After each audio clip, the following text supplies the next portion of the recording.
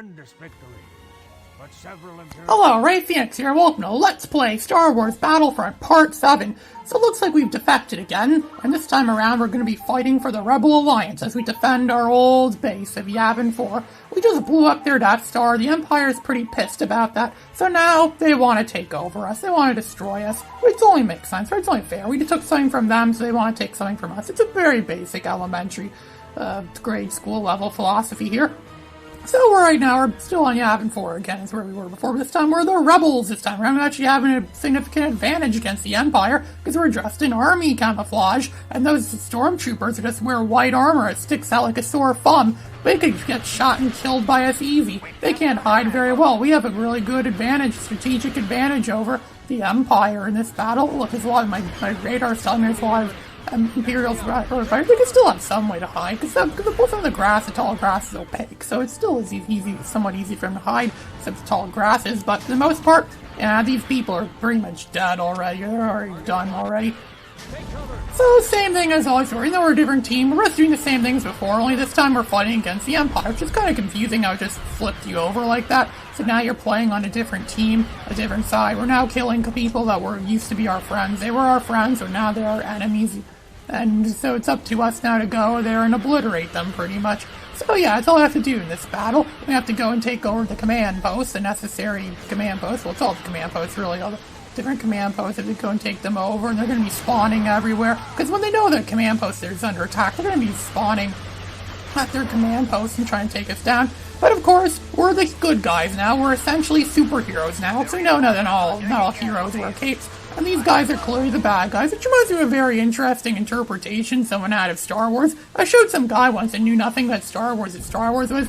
He actually interpreted it as Darth Vader is a superhero that has a magical sword, and he fought of rebels, because they're called rebels, so he thought they were like the bad guys in a way, which to some people they could be considered bad guys. But that's not really what the intended result is of Star Wars. They want us to have the rebels be the good guys, at least that's how we were supposed to see it as, and the Empire is supposed to be the bad guys. They rule the galaxy, and they're unfair, so we're taking a stand against them. We don't care if it means we're gonna die or not. We'd rather die trying to fight for what is right than to be killed otherwise. They're probably gonna kill us otherwise. You know how ruthless the Empire is. But again, in one of those other Star Wars games, what was it? It was like Star Wars Empire at War. It actually showed that a lot of the civilians and things like that actually favor the Empire, actually, because to them, they were not in peace before, but now since the Empire took over the galaxy, they're actually at peace yet again, so to them, they actually kind of like the idea of being ruled by the Empire and actually fight against the rebels. And if you look at it that way too, many people are okay, and some people don't even give a crap, and they're completely unaffected by anything. It kind of downplays the importance of destroying the Death Star. Then we always thought, like, oh, the galaxy's in danger, we need to do something about this, we need to destroy the Death Star.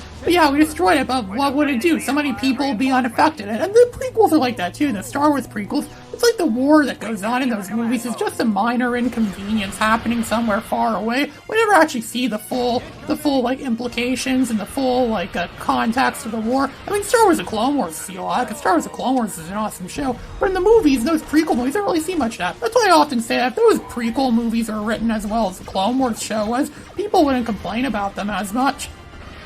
But people do complain about those prequels a lot because they're poorly written. Speaking of the prequels, I actually found all 3 of those movies today at Value Village. I went over to Value Village today where they had a lot of DVDs for $4 each, and they all look like they went through prison riots, and they had all 3 of the Star Wars prequels there, which I already own all 3 of the Star Wars prequels on DVD. I never owned any of the Star Wars movies on Blu-ray because I think that's kind of a scam what they did with Star Wars on Blu-ray. Blu-ray in general is kind of a scam. You know, it's just not really much different from DVD. You can have DVD, it looks really good too, and just as good quality or better, but you have to pay more for it because it's on Blu-ray, and apparently it's better. I can see why some people wonder if Blu-ray really was the true winner of format wars. But again, there would have been a big crisis on our hands if the HD DVD won the format wars, because those discs were subject to laser rot. As it turns out, it is possible for discs to biodegrade over time, and that was definitely the case of HD DVDs, mostly ones made by Warner Brothers.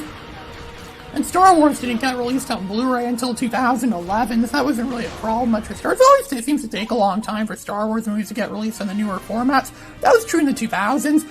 And the reason why there were so many bootlegs and Pirates of Star Wars movies on DVD was because, for some reason, it took a very long time for Star Wars to get released on DVD. It wasn't until 2004 when Star Wars first got a release on DVD, and that's when around the time this game came out. This game actually does reflect on the new editions of Star Wars by having extended footage, or footage that was never before seen in anything else before. You would see, if you watch the cutscenes of the game that loosely follow the story of the movie, you'd see the added scenes they added into the 2004 re-release. But of course, I had to take those out for copyright reasons, because that's all copyright. I didn't want to get a copyright claim on any of these videos. So yeah, I wasn't allowed to show any of that stuff, but you get my point. There's probably other videos of it on YouTube too, if you're really that interested in seeing what the actual cutscenes are like. But this game doesn't really have much of an original story. Anyways, it just follows the story of the movies, basically. That's pretty much how it is. There isn't really much other stuff to it, or not much else to it, or anything of that sort. So I think we have the upper hand here.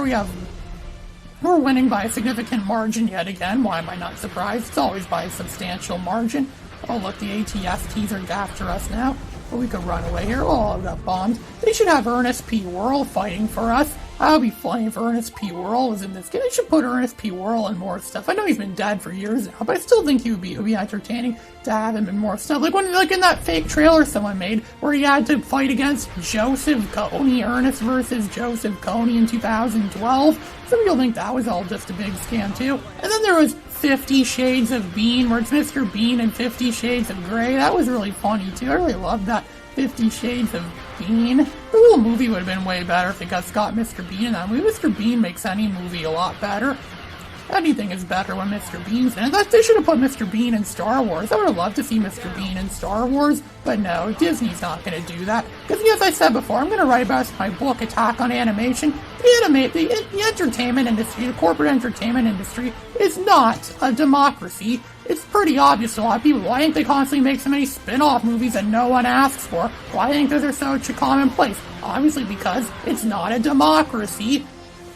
If it was a democracy, we'd actually get the kinds of movies we'd want to watch. They would actually be made. We wouldn't have so many pointless, stupid spin-off movies that no one asked for. The kinds of movies you're going to find in a bargain bin for $5 at your local Walmart store. And heck, they don't even want those anymore. I just looked at the bargain bin at Walmart just today, and yeah, all the movies they have there are not even like cheap movies anymore. They actually have really good movies there. Though even Walmart doesn't even want those cheap bargain bin movies anymore, so that's kind of saying a lot. And yes, we just about won, as I keep saying. I think we have this battle in the bag. I'm mostly going after the troops, because we could end the battle sooner if we kill off all the troops. I don't even think there's player points this game. I just got Star Wars Battlefront 2 just yesterday. I got Star Wars Battlefront 2 for the PS2 to run on my emulator, my PCSX2 emulator. It actually works like a charm this time, and I got it once before and it didn't work very well. The game was dark as hell. It was hard to see anything or do anything in the game, but now the game plays like a charm. So I'll definitely be doing a Let's Play of Star Wars Battlefront 2 eventually. It's kind of like this, only it's way better because it has way better stuff in it. And so, it looks like there's only 3 guys left, and they're probably hiding somewhere. It's really easy to hide in this level because of all the foliage there is and the lush greenery and everything like that. Yavin 4 is a pretty lush planet. It's more preferable than Naboo, mostly because everyone seems to hate Naboo because of the reputation it got from being in Phantom Menace. But overall, yeah, Yavin 4 is probably the better planet. Here there are some weird kind of beasts in the jungles of Yavin 4 that might actually be quite hostile, but we'll never get to see those anytime. I don't think there are any of those in this game. So, yeah, look at that. All the command posts have been captured. I'm just gonna wait for them to fly the white flag and then it's over. So, what else is new? Not much. I don't think I have anything more to speak of. It's just, we're gonna have a victory in 6, 5, 4, 3, 2, 1. Victory! And they automatically get killed, the remaining troops. And yep, that's a victory for us. This is Ray Phoenix, signing out.